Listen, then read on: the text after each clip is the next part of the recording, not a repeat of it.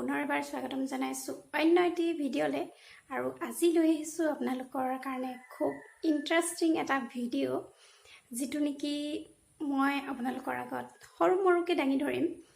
যিহেতুকে আগত দুৰ্গা পূজা আহি আছে, ভাবিলোঁ মইনো কেনেদৰে সাধাৰণভাৱে মানে মেকআপ লুক নিজকে দিবলৈ চেষ্টা কৰিম আগতীয়াকৈ প্লেনিং কৰি।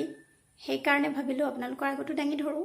একেবাৰে চিম্পল, যিহেতুকে দুৰ্গা পূজা চাবলৈ সময়ৰ মানে মেকআপ কৰিবলৈ সময়ৰ অভাৱ হৈ যায়।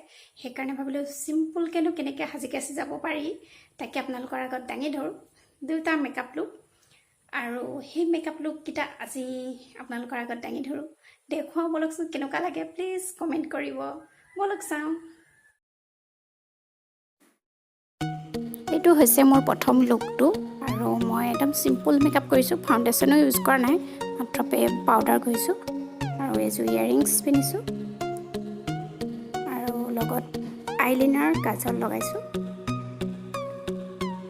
আৰু এটা সৰু মৰু পুতল লৈছোঁ। আৰু যিহেতুকে মই নাকফুলি পিন্ধোঁ, নাকফুলি আছে আৰু লিপষ্টিক মই ইলিটিনৰ ব্যৱহাৰ কৰিছোঁ আৰু চুলিখিনি এনে মেলি ৰাখিছোঁ পৰত ক্লিপ মাৰি। এইটো হৈছে মোৰ ফাৰ্ষ্ট লুকটো। কেনেকুৱা লাগিলে জনাব।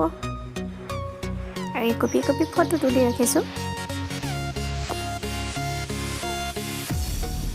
এইটো মোৰ ছেকেণ্ড লুকটো মই ফটো অলপ ডাঙৰকৈ লৈছোঁ আৰু এযোৰ পম ফুলি পিন্ধিছোঁ আৰু চুলিখিনি মই এনেদৰে পকাই এটা ষ্টাইল কৰিছোঁ আৰু খোপা কৰিছোঁ তাৰ লগত, চুলিৰ ষ্টাইলটোৰ লগত।